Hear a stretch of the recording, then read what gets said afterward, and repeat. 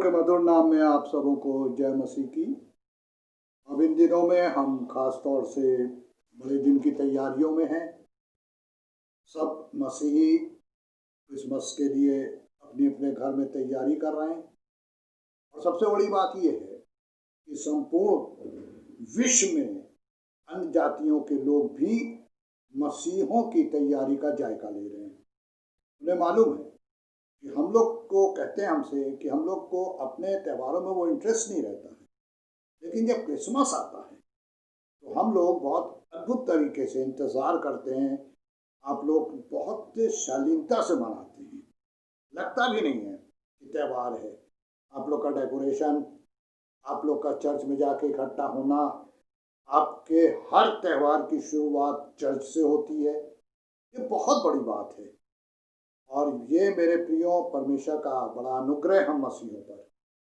अब जबकि हम बड़े दिन की तैयारी में हैं तो इसके पीछे क्या वजह है, अभी क्रिसमस से पहले जो अगले मैसेज देंगे उसमें हम बड़े दिन की जो खास खबर है वो बताएंगे। लेकिन आज हम प्रकाशित वाक्य के 5वें बाब की 12वीं आयत में चलते हैं, जहाँ हम कर रहे हैं अभी अध्ययन।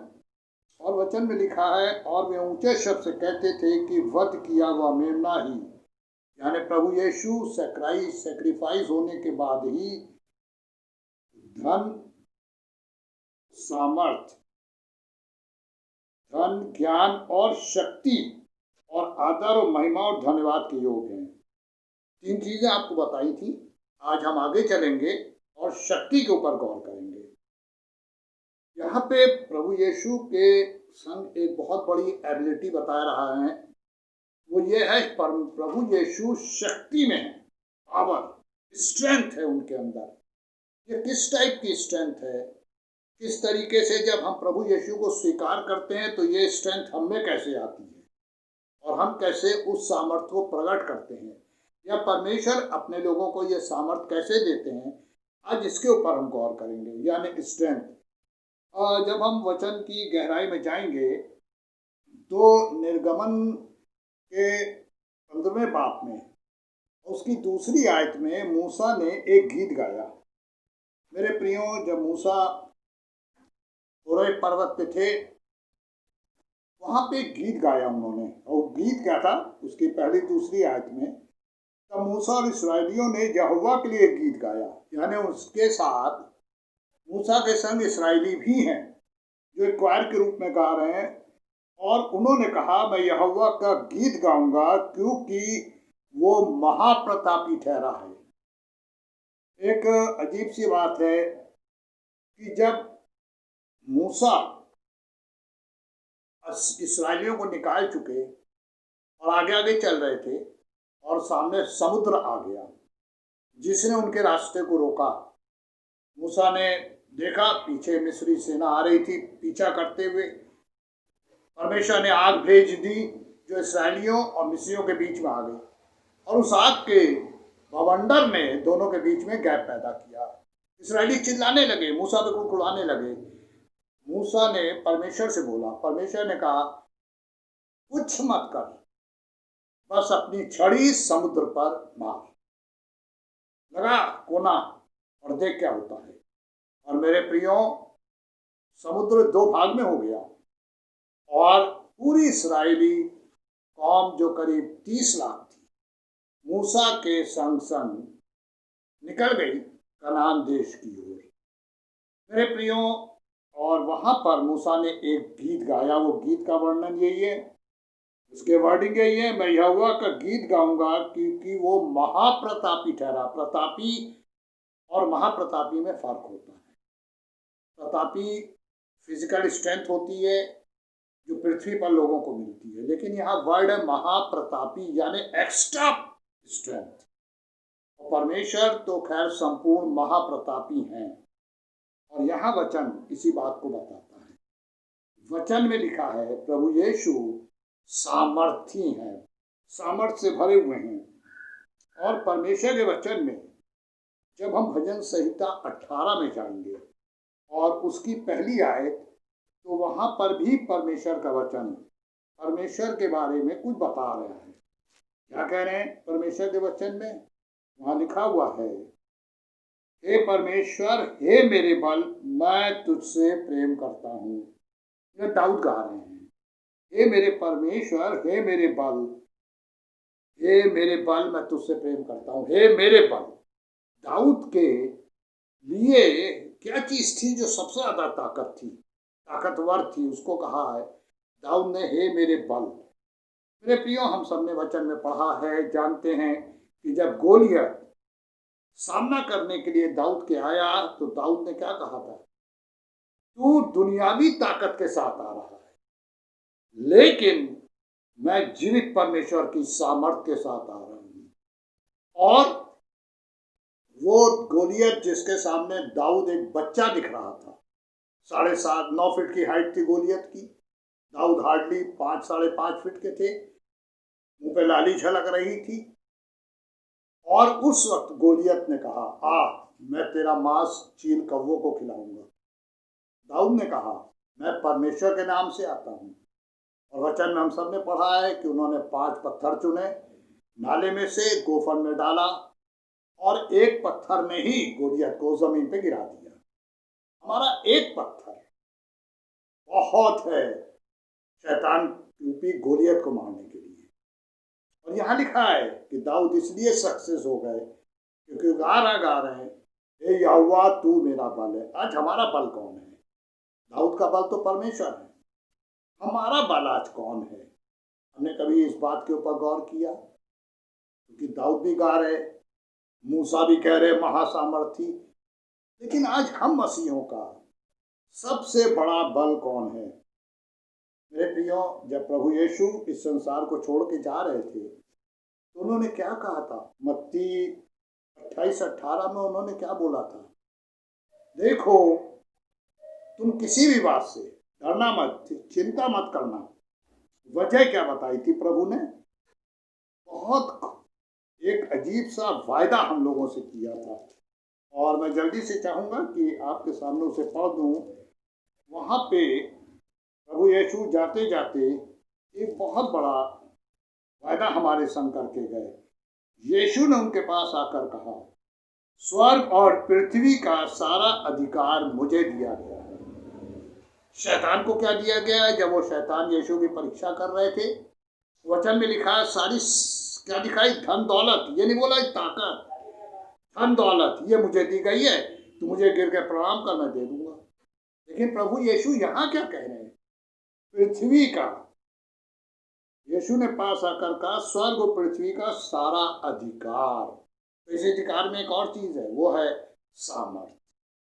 मेरे प्रियो, प्रभु यीशु तो चले गए हम लोग को छोड़ के, लेकिन उनका वायदा क्या है? इसी में अंत में क्या लिखा है? और ये सब बातें 20वीं आयत में, मैंने तुम्हें आज्ञा दी, मानना सिखाओ, और देखो जगत के अंत तक सदैव मैं तुम्हारे संग हूं।